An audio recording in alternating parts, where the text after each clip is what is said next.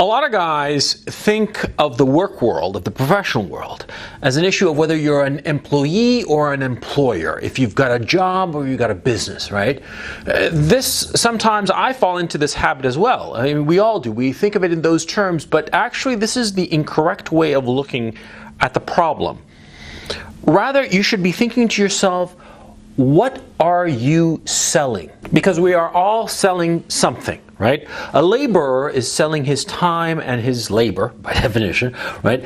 And he's just selling his time to an employer, right? But it could be that you are, say, the employer, you are the owner of the factory, and you're selling a widget, right? That's what you're selling. And it could be that you are an entrepreneur and you are building businesses in order to sell those businesses. See, it's important for you to realize what it is that you are selling. What are you offering on the market, right? And of course, what you want to be doing is offering something that no one else can offer and that a lot of other people want. That's the whole idea of hype, for instance. Yeah, I mean, what is hype in anything? In hype, what it is that you are inflating the desirability of something or someone or some product or whatever, right? You are saying that this thing, this widget, oh, you got to get it, blah, blah, blah, blah. It's so important. You got to get it. You got to pay whatever is necessary. Yeah, that's hype. It gets people excited, thinking that the thing that is on offer cannot be gotten anywhere else, and it's something that they desperately want for whatever reason. See, that's the notion. You are constantly selling, and so you have to figure out what it is that you're selling, so you are able to position it in a way that will maximize your benefit. Let me give you a negative example. You graduate from college, right? Right. And you graduate from college, and you are one more college graduate out of a pool of about 1 million or maybe 2 million. God knows how many kids graduate every year from American universities. And let's kick in the UK and whatnot, Western Europe. 2-3 million college graduates, right? And they're all graduating. Are you offering anything different to prospective employers? No, you're one of 3 million or whatever the hell, right? You are offering something that can be gotten easily anywhere else. And so is this smart? No, of course not. Because if you're selling something that can be easily gotten, if you're selling something that anybody can acquire, well, they're going to acquire it cheap. And since they know and you know that what you're offering is, just unremarkable, right? They're going to lowball you. They're not going to pay you much money. Of course not. But if you are offering something unique, if you're offering a specific skill set or some ability that nobody else has, well, then it's a totally different story. Let me give you a very, very simple example. If you're a doctor, are you going to make a lot of money? Not necessarily. Maybe yes, maybe no. There are lots of doctors. If you are a brain surgeon who knows how to operate on brain cancer, for instance, are you going to get paid a lot of money? Yes, of course, because the skill that you are selling is almost unique, or very, very few people have it. And so, of course, supply and demand kicks in. The less supply of something, the higher the price. And so you, a brain surgeon, are going to get paid through the nose, right? So therefore, it would be worth your while to go to med school and to become a doctor and then to specialize in brain surgery and whatnot, to become this person who's selling a very unique skill set. But see, brain surgery takes a lot of skill, a lot of knowledge, okay? There are other things that you can sell that don't require that much skill, but that remain unique. For instance, if you invent, say for the sake of argument, a very good phone app that does something that everybody wants. I don't know, it's hypothetical, right? Well, then you don't really need that much skill compared to, say, a brain surgeon, but you're going to get paid as much money, if not more money, than the brain surgeon. You see what I'm saying? And it could be that you're an employee for a big corporation, but you are, say, for instance, and I know actually a guy who does this, you are a very skilled negotiator in, say, wholesale foods, right? This is actually not a very common trait or common ability. There are relatively few guys who know how to do this and know it well. Okay, you are very good at negotiation, and more to the point, and why it's hard to come by, you're an honest guy. You're not going to cheat your employer, right? This is very rare in that particular industry. I know this because an insider told me. So the point is, see, somebody who's like that, who's very skilled at negotiating with wholesalers and is exceedingly honest, he is going to get paid through the roof for that particular skill set. Yes, of course, he's going to be an employee. He's not going to have his own business, but he's going to make a lot of goddamn money. You see? On the flip side, of course, you can have a flower stand, for instance. A flower stand, your own business, you're independent, right? But you're not going to be making a hell of a lot of money because there are thousands of flower shops. Yeah? It's not that big of a deal. And so you see, the issue is that, see, you want to be selling something, irrespective of whether it's your own business or you're working in a corporate environment, but you want to be selling something where there are very few people offering what you have. That's the point. And if you can sell this, or more correctly, if you can identify what makes you unique or makes you one of very few, and highlight that, hype that, raise that up in your profile, whatsoever it is, then you can get a lot of money for it. You can sell at a higher price this thing that you have. And it might not be obvious. You got to think about it. I mean, it's not easy. But if you can identify this thing that you have, that other people want, and that only you have, or a few set of people have, then you can make money. And ultimately, that's what you want to do. You want to make money. You want to make money off the time you have on this earth. Because you have to be thinking to yourself that your time is finite. There is a finite amount of time that you can be in the workforce. And time is the most precious thing you have, because there is no way to get any more of it. You can't buy it, you can't beg for it, you can't steal it. Time, once it's gone for good.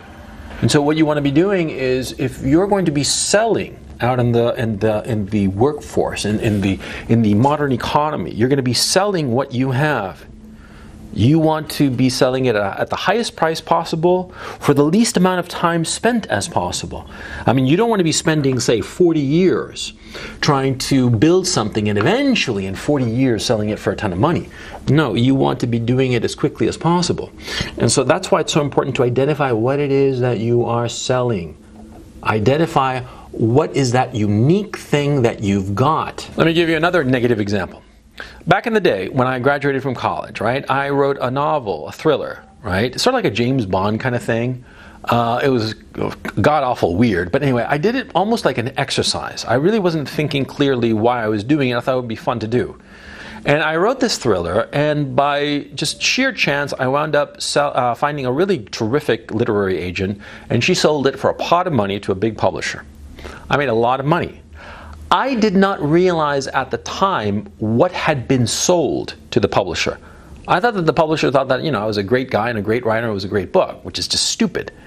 I didn't realize, because I was dumb, that what the publisher was buying, or thought that they purchased, they thought that they were buying the next Robert Ludlum. They thought that they were buying the next guy who's going to be this writer of airport thrillers, who's going to deliver on a consistent basis these airport novels, these silly thrillers that you can read on a flight from LA to New York in one go, right?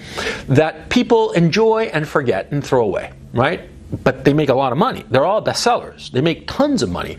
And it's actually extremely difficult to do this, okay? By sheer luck or chance or whatever, I was exceptionally good at this, but it was sort of like by luck, okay? But anyway, that's for another conversation. The point is, see, when I sold this book back in 96, 97, right, I didn't realize what was being purchased. I didn't realize what I was selling to people. I thought people were just buying my great book. I didn't understand that what I was selling was this commodity that was extremely specific and extremely lucrative. It had never occurred to me. I just thought, I'm a writer, I'll just write whatever. I didn't realize that what it was expected of me was to write thrillers, write this kind of book that would be read on airplanes and make a lot of money for all involved, for the publisher, the agent, the editor, and of course me.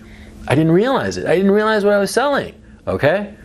And it happens all the time that people do not realize what it is that they are actually selling out in the open market. Don't make my mistake. No, don't make my mistake. Figure out what it is that you are selling. Figure out what the thing is. It's so important because it can save you so much misery. Yeah? Because so many guys slave away at some job, some project, and they are not thinking clearly what it is that they are trying to sell on the open market. I know a guy who was trying to make the best chocolates possible, okay? The guy loved chocolate, and he was one of those weird autistic guys who thought that, you had to come up with the perfect chocolate, okay? And it was just, I just thought it was weird and dumb, but whatever the hell, right? The guy slaved away on like building like a chocolate business. He could have been extraordinarily successful, but what he was trying to do was sell chocolates at Hershey bar prices. He didn't realize that what he was actually trying to sell was high-end, hyper-exclusive chocolates that he could have sold for, $300 a pound. No, he was trying to sell them for $0.25 a pound or something. He thought that he was trying to improve mass-market chocolates. He wasn't thinking about what he was actually selling. And so because he didn't know what he was actually selling, he wasn't pricing it right. And what happened to him? He went bankrupt. He went bankrupt and wound up going back to an accounting job that he fucking hated. And he worked as an accountant, and I guess he still is. He's my age, and I've lost track of him. But the guy, he had his moment of trying to do this chocolate factory back when in his 20s, and he failed because he didn't recognize what he was actually selling. Know what you're selling. Know what it is. Identify the buyer of what you are trying to sell. I mean, if you are doing something, whatsoever that may be, figure out who is the buyer. And then once you figured out the first buyer, try to figure out the person who would pay the most. Which possible or potential buyer would pay the most for the thing that you are selling? We are all selling something. We are all selling either our labor or our time or our skill set, something. So we have to figure out who is the client for this thing that we are selling. We figure out the client, the first client, and then we figure out the best client. And then we target that best client. We try to offer what we are selling to that best client. In my own case, what I explained of the book writing, right? By happenstance, because of this rather brilliant literary agent, I stumbled into the perfect buyer for what I was selling. I didn't even realize what I was selling. Okay, I didn't even think of it. In the case of this buddy of mine who set up this chocolate factory and whatnot, yeah, he didn't realize who he was trying to sell to. And so he never found that perfect buyer. That perfect buyer who would have purchased his chocolates, or $300 a pound or whatever, or even better, that great big company that would have bought his little company for a ton of money and kept him as a CEO of that little chocolate factory and marketed it worldwide, and everybody would have been happy. Everybody would have made like tons of money. You see how it's so important for you to figure out who is your best buyer and what you are selling? Because that's what we're all trying to do in this modern day economy.